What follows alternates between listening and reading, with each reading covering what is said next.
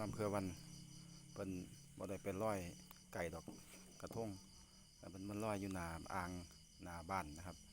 อยู่หน้าบ้านสวนเพิ่นนี่แหละอ่างพญานาคอ่างองค์ปู่องค์ย่าครับเป็นการขอขมาพระแม่ทองคงคาให้มีแต่ความสุขความเดินบัดนี้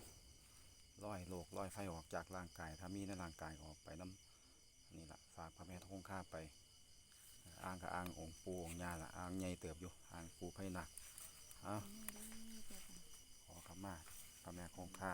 เป็นประเพณีพี่น้องประเพณีหรือว่าวัฒนธรรมที่สืบทอดกันมา